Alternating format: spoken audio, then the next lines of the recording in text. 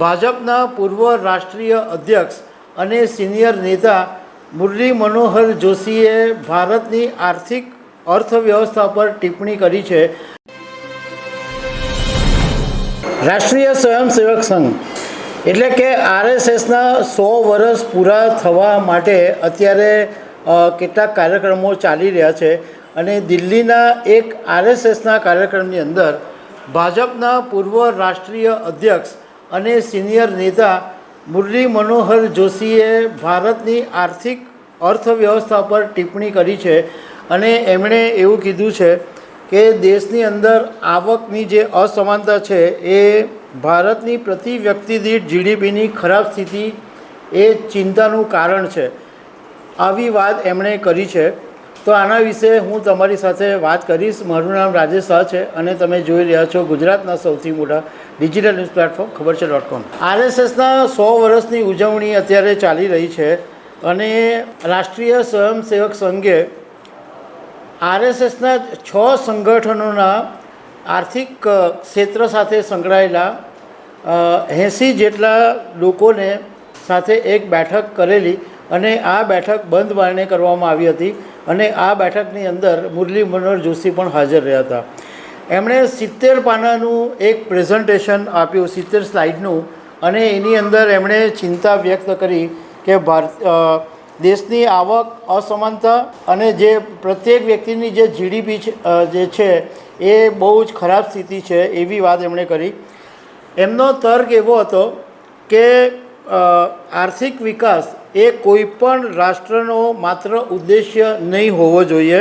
પ્રેઝન્ટેશનની અંદર જોશીએ અર્થશાસ્ત્રી અમર્ત્ય સેનના કોટ ટાંકીને એવું કીધું કે જો કોઈ પણ રાષ્ટ્રની આર્થિક સફળતાનું આકલન માત્ર આવકથી કરવામાં આવે તો કલ્યાણનો જે મહત્ત્વનો લક્ષ્ય છે એ ચૂકી જવાય છે। એમણે આવકની અસમાનતા વિશે પણ વાત કરી કે 2021માં ભારતની વસ્તીના કુલ 10% લોકો પાસે હાઉસહોલ્ડ સંપત્તિના 65% જેટલો હિસ્સો હતો અને ભારતનો પ્રતિ વ્યક્તિ જે જીડીપી હતો એ 2.53 લાખ રૂપિયા હતો, જાપાનથી પણ ઘણો ઓછો હતો। જોશીએ કીધું કે વિદેશ પર વધારે નિર્ભર રહેવું એ ભારતના હિતમાં નથી। તેમણે કહ્યું કે દેશના શબ્દ ભંડોળની અંદર ડીગ્રોથ શબ્દને સામેલ કરવાનો અર્થ કુદરતી સંસાધનોનો ઓછો ઉપયોગ અને શેરિંગ, સરળતા, મિત્રતા અને સંભાવના મૂલ્યો સાથે સમાજને અલગ રીતે ગોઠવવા તરફ પરિવર્તન છે એવું એમણે વાત કરી। એમણે ભારતીય જનસંઘના સ્થાપક દીનદયાળ ઉપાધ્યાયનો પણ હવાલો આપ્યો અને એવું કીધું કે આપણે જે આપણી પાસે નથી એને મેળવવા માટે યોજના બનાવીએ છીએ, પરંતુ આપણી પાસે છે એની રક્ષા કરવાની યોજના આપણે ક્યારેય બનાવતા નથી। જોશીએ કીધું કે આપણે કૃષિ અને સ્વદેશી ઉદ્યોગો પર ધ્યાન કેન્દ્રિત કરવામાં નિષ્ફળ રહ્યા છે, જ્યારે આપણે એવા વિદેશી સહયોગોનું સ્વાગત કરતા રહ્યા જે આપણા હિત અને પ્રતિષ્ઠાને નબળી પાડે છે। આ ઉપરાંત એમણે નશીલી દવાઓનું જોખમ, વધી રહેલી આત્મહત્યા, કુદરતી હોનારતથી થતા નુકસાન પર પણ ચિંતા વ્યક્ત કરી અને ગ્લોબલ વોર્મિંગ ઉપર મુરલી મનોહર જોશીએ એવું કીધું કે હિમાલયના રસ્તાઓને સ્થિર રહેવું તેને પહોળા કરવા કરતાં પણ વધારે મહત્ત્વપૂર્ણ છે।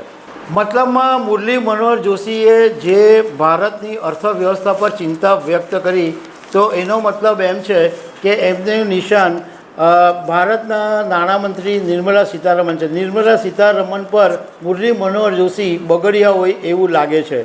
એટલે એમનો કહેવાનો અર્થ એવો છે કે માત્ર આ વખત તમારી અર્થવ્યવસ્થા મજબૂત છે એ નથી હોતું, લોકોનું કલ્યાણ, સમાજ પ્રત્યેની જવાબદારી, એવું બધું પણ એ અગત્યનું હોય છે।